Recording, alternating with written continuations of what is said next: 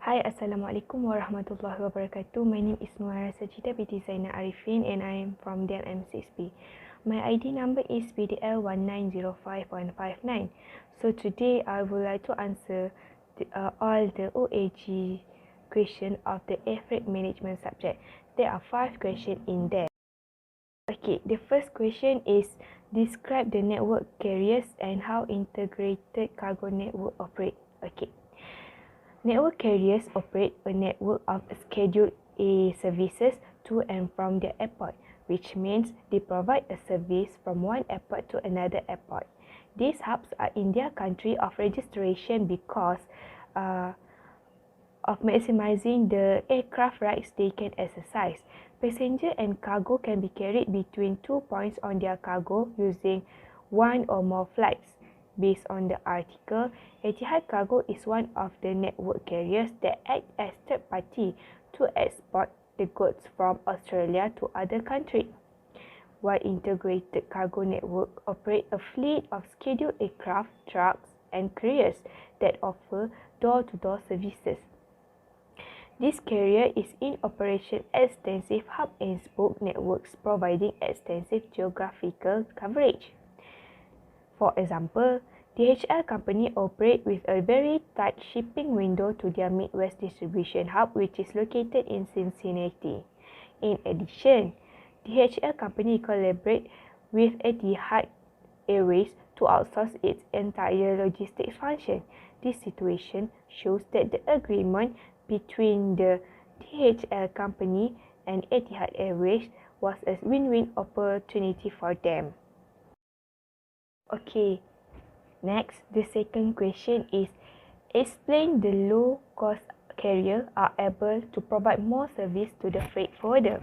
Okay, low-cost carrier is an airline that is operated with an especially high emphasis on minimizing operating costs and without some of the traditional services and amenities provided in the fare, resulting in lower fares and fewer comforts.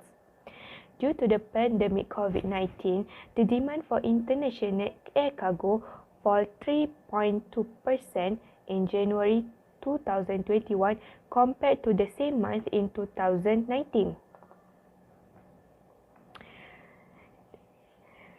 It caused the airline company starting focus on lowering operating costs.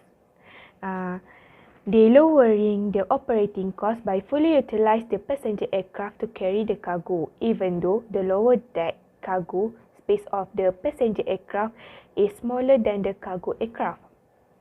Nowadays, mostly the aircraft companies rent out their lower deck to the freight forwarder, knowing this method could give them benefit, which is they could save the maintenance costs such as fuels and others. Etihad Aviation Group do a collaboration with Australia government and rent out their deck to the Australia government to help Australia export the goods from their country to other countries such as Malaysia, China and others. Okay, next. The third question is describe any Etihad cargo product that has managed to encourage more shippers to use air freight. Okay.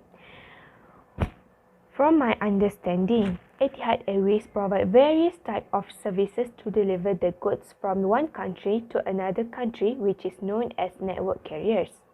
Therefore, Etihad has established specialized handling of specialist and perishable goods. This is because the company is very concerned about the quality of goods that will be delivered to the customers in a good condition. One of the services that Etihad provide is carrying the pharmaceutical product. As we can see, due to the COVID-19, the demand of the pharmaceutical products such as vaccine and antibiotics is projected to grow to $100 billion by 2025. These specialist goods need a proper storage to ensure safe and effective medicines.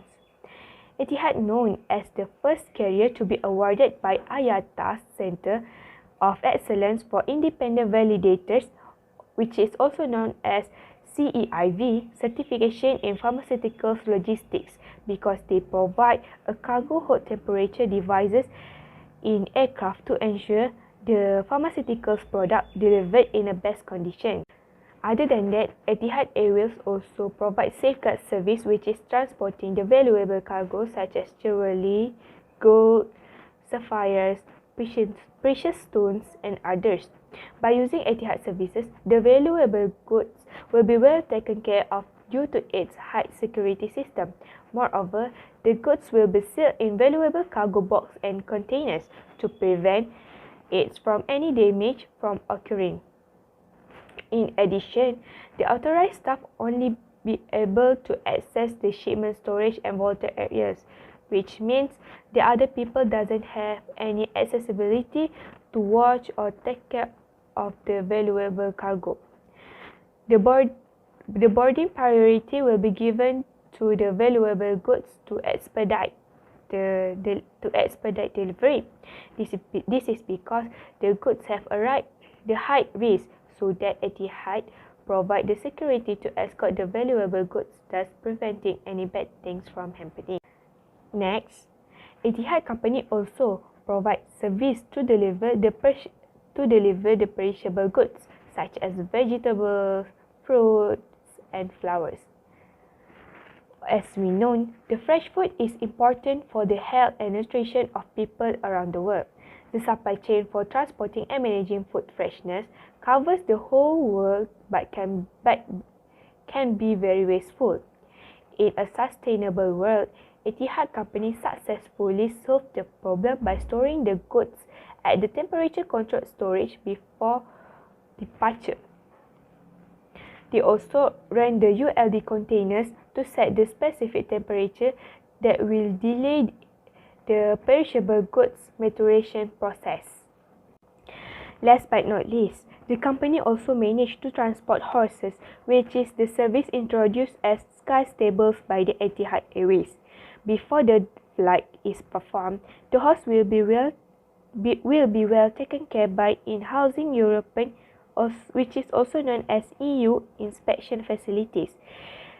These EU inspection facilities act to monitor the safety of the horse. Next, they will having an on-call with the vet if the horses have any problems. They also provide a service to call with the vet for 24 hours. In addition, Etihad Airways fully complies with all IATA live animal regulations, signifies that their company is very concerned about the safety of the goods that they deliver.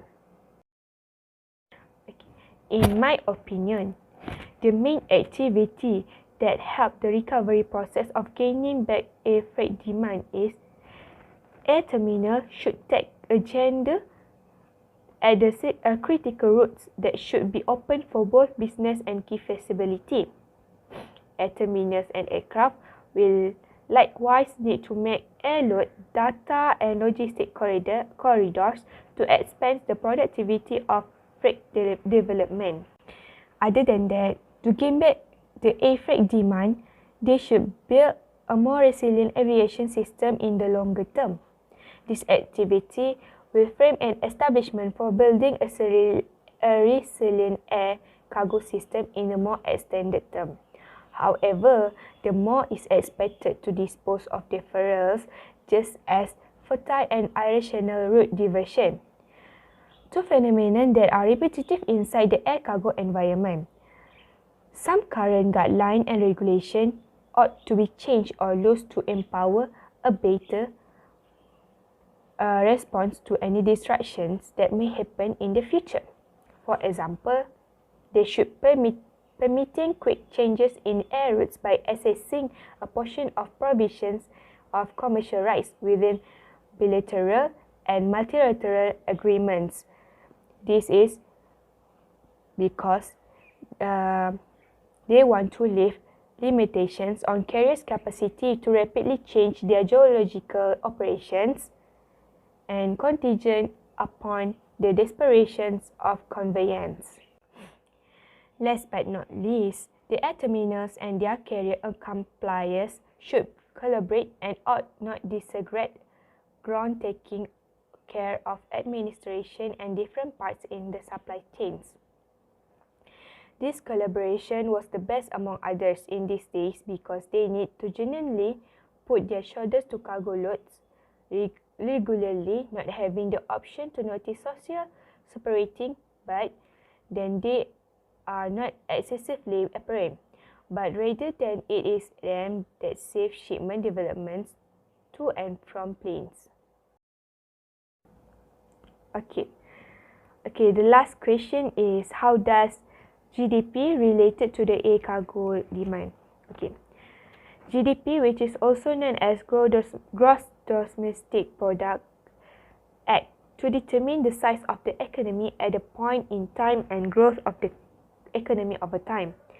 GDP also measures the total market value of all finance goods and services produced in an economy in given a year.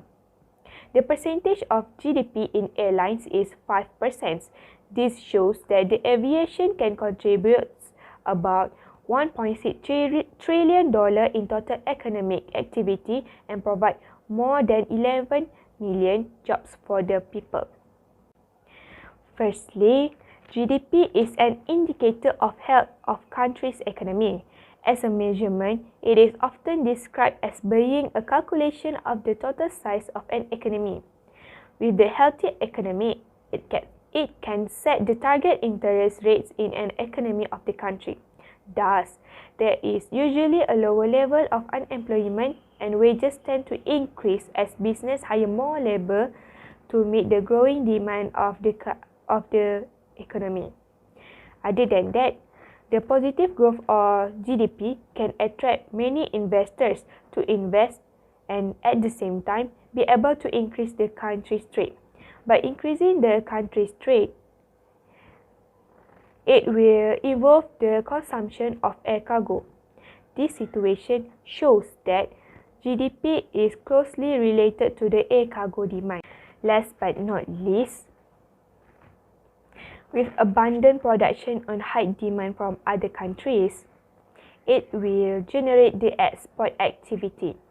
Mostly shippers will use air cargo to ship their goods due to the quicker transit time. In addition, the customs clearance, the cargo inspections, and the cargo handlers are more efficient than other freight. Other than that, mostly the cargo that used by the air freight is cleared inside only hours. This shows that air freight can reduce lead time and it will give the benefits for the freight forwarders and the shippers.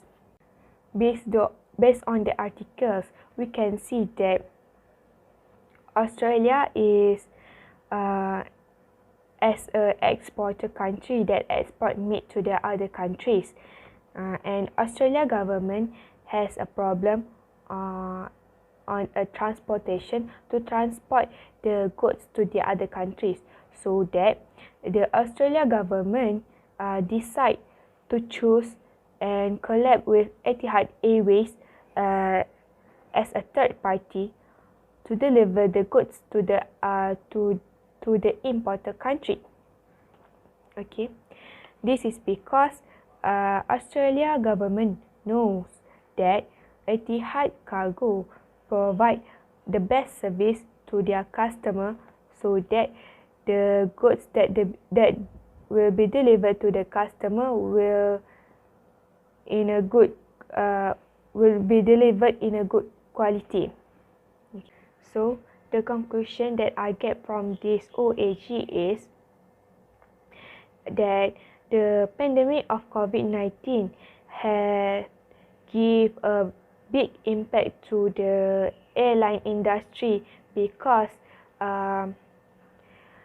the COVID-19 pandemic has impacted the economy, and when the economy growth is negative, the air cargo industry could not operation due to the